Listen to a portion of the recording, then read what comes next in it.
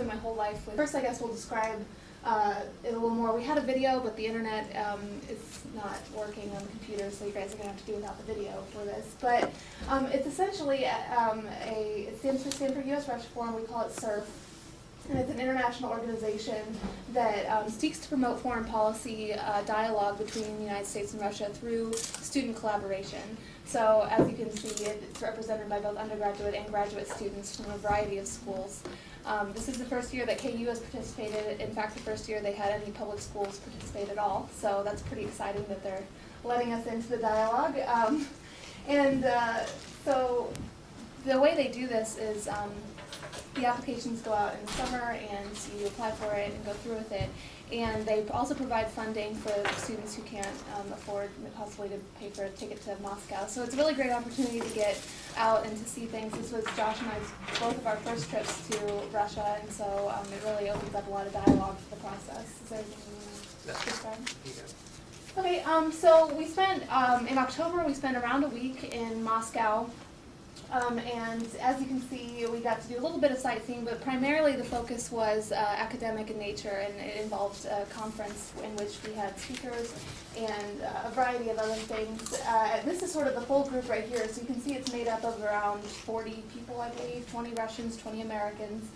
And so one of the great things about this program is that it allows not only academic cross-cultural communication, but also the opportunity to meet and interact with other Russians that are around our age that are interested in American and Russian relations.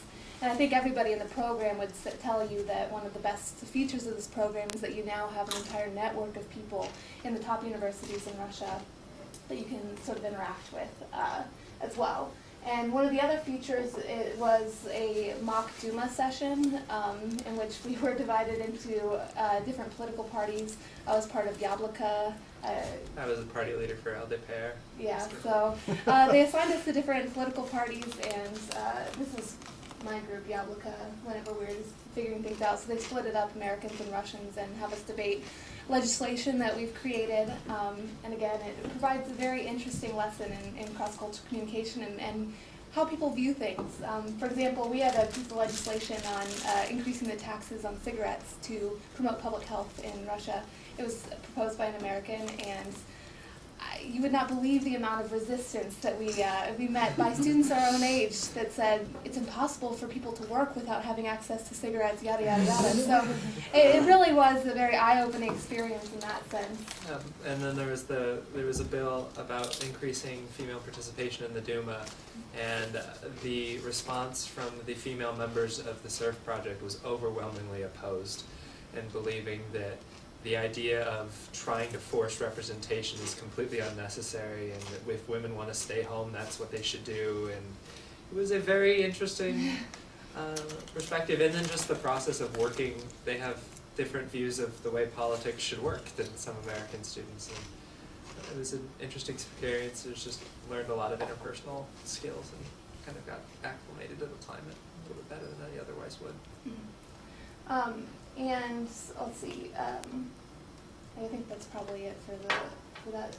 Part of it was, one of the big portions of this particular conference was involving speakers, experts from a variety of different fields who came and spoke and discussed things with us, including panels. I think one of the ones that people were most excited was Duma, the chief economic advisor to Medvedev, who you can see up here in that picture, which was really exciting to be able to have somebody that close to the Russian president. Last year, SURF was able to actually meet with Medvedev, and so they have a lot of contacts with really upper-level members of the Russian government. And again, it's interesting to see the difference between how American and Russian students approach their elected officials, in the sense that I think Americans, we were a little more probably aggressive towards elected officials than they are.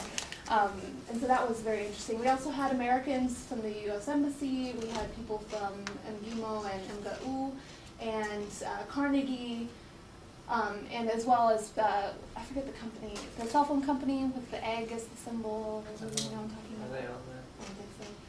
It's one of the big cell phone companies in Russia as well, which was also very interesting. It was actually an American expat who had made it up really far in a Russian company. And so these people all had a variety of experiences, as well as a lot to contribute to our discussions. Sometimes it was in Russian with simultaneous translation, and sometimes it was a lot of, we were actually very impressed with how Vorkovich, for example, could very easily switch between perfect English and Russian, and just whenever he felt like it would switch places, which was very interesting. Is there anything you want to say about them? No, other than that threw the translators for a loop too. Yeah, they were a little thrown off by it. Number 8 on that list, by the way, Howard Solomon, working for the U.S. Embassy as a KU grad, Reese grad. Were there any women leaders that you met with? It was all male. Yeah, I noticed that about partway through. We hadn't had I think partly something that SURF needs to work on, and partly I think sort of shows how little representation there is of women in higher up sort of circles and yeah. They did meet with Condoleezza Rice last year when they were at Stanford, and I think there were some more women on the American end. But Yeah, I believe that you're right that on the American end there's a little bit more diversity in the type of people that they're able to bring in. But yes, it was mostly men. But I would say that SURF itself is pretty evenly divided between the two types of people. Okay, and one of the main features of this program is the collaborative research project. And this is some examples of some of the things that people are working on. Josh and I are both going to discuss the research that we're doing next. The collaborative research project, they pair 2 Americans with 2 Russians to do a research project over the time between the 2 conferences. The rough draft of our research project is next week, so we're all sort of working on that. I think one of the main learning features that is associated with this collaborative research project is again, a lesson in cross-cultural communication. We've all struggled substantially with sort of meshing the American and Russian style of working together into, and of course the time difference, the meeting on Skype, you know, so one culture values time a little more than the other, one culture is more blunt than the other. So we've had, I think everybody, all the groups have had some pretty interesting experiences with that, and it's certainly something that's helpful if you ever plan to work you know, with somebody from a different culture. It's been a very good learning experience. But again, so we have the goal of this collaborative research project is not a research paper. It's not to just sort of, you know, sort of mesh and synthesize other people's research. The goal is to create a viable policy solution to a problem faced either in Russia or in the United States or in the relationship.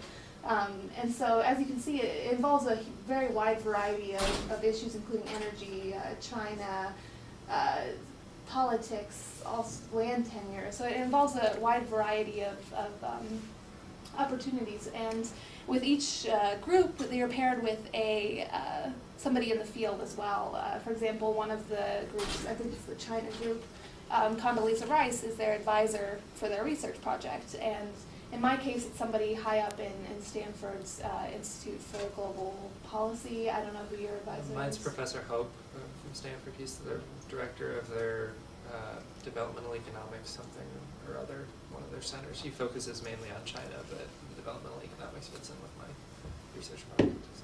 Right, and for example, the people that are doing business case studies are paired with, I think, a CEO or something of a company that does work in both places. So as you can imagine, it's very helpful to have somebody who has a lot of experience in the field advising you on how to do this. And again, it's very much a struggle to make sure everybody's communicating effectively through the internet and with the different time zones and deadlines and whatnot. But it has been, you know, so far a pretty positive experience. And the end goal of these collaborative research projects is to present at the San Francisco conference, as well as publication in a journal that they run as well, which they don't do it for everybody, so you have to have a good paper, and it's also a struggle because we're limited to 10 pages, which, as we all know, is not nearly enough to even have a glancing look at any of these topics. So that's been fun too. The other thing that's I think is really cool about it is if yours paper's kind of narrow and has a specific application, they try to get it into the hands of the people who are actually making the policy decisions you're talking about. Like one of the advisors is from a venture capital firm, and that group is looking at ways to, I think it was expanding Walmart in Russia, or maybe that was last year's, one of the two. and they're gonna actually hand the paper to that venture capital firm, and then they might decide to actually use the research and proposal that they put together, which would be an interesting experience. And if you have a paper, for example, that deals with a problem in Russia, they have access to government officials within these various agencies that they do in fact pass along your research to. And so it is sort of also a high pressure situation in the sense that it's not just your fellow students that are going to be reading it, but somebody who actually might have some pull in changing something. So I guess